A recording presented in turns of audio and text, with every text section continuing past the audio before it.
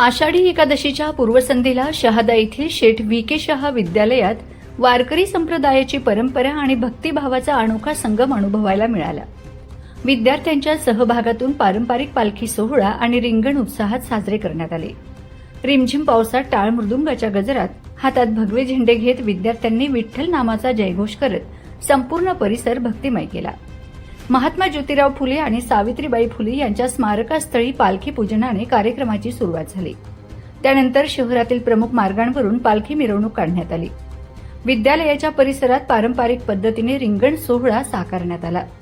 रिंगणाभोवती अश्वाने प्रदक्षिणा घातल्याने सोहळ्याचे विशेष आकर्षण ठरले.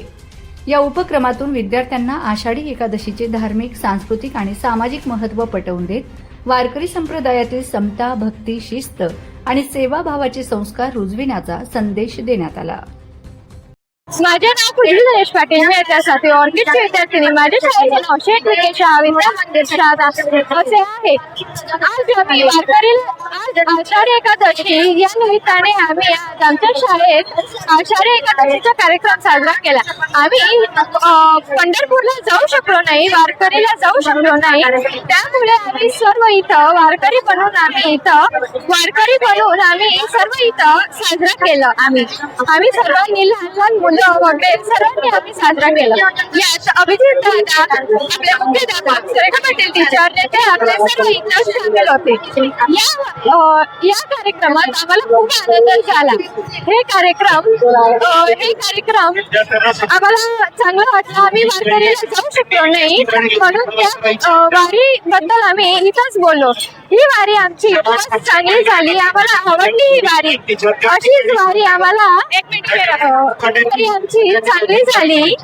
आम्हाला इथं सर्व लहान मुलं मुली हे सर्व इथं या वारीमध्ये सामील होते.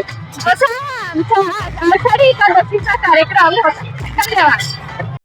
शेठ व्ही के शहा विद्या मंदिराचे विद्यार्थी, आमचे चिमुकले 1ली ते 10वीचे विद्यार्थी जे पंढरीच्या वारीत आणि पालखीत सहभागी होऊ इच्छित होते, त्यांच्यासाठी आम्ही शालेय प्रांगणातूनच एक रिंगण तयार केलं आणि त्यांना वास्तविक म्हणजे खरी पालखी काय असते आणि विठुरायाची ओढ त्यांच्या मनात खूप दिवसापासून होती, त्या ओढीला किंवा त्या भक्तीला, त्या भावनेला आम्ही इथे सादर करण्यासाठी त्यांना वेगवेगळी कला विद्यार्थ्यांनी इथे सादर केलेली आहे आणि त्यांच्या मनात भक्तीचा रस रुजवावा हा प्रयत्न आमच्या सगळ्यांचा होता. आणि विद्यार्थ्यांनी प्रचंड उत्साहात भक्तिमय वातावरणात विठ्ठलाची इथे आराधना केली आहे आणि खरंच त्यांच्या आराधनेतून पाऊससुद्धा सुरू झाला आहे. हे आमच्या नंदुरबार जिल्ह्याचं भाग्य आहे. आणि परत एक वेळा मी सांगते की जय हरी विठ्ठल विठ्ठल जय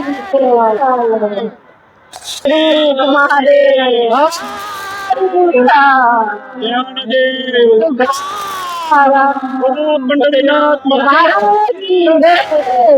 महाराज की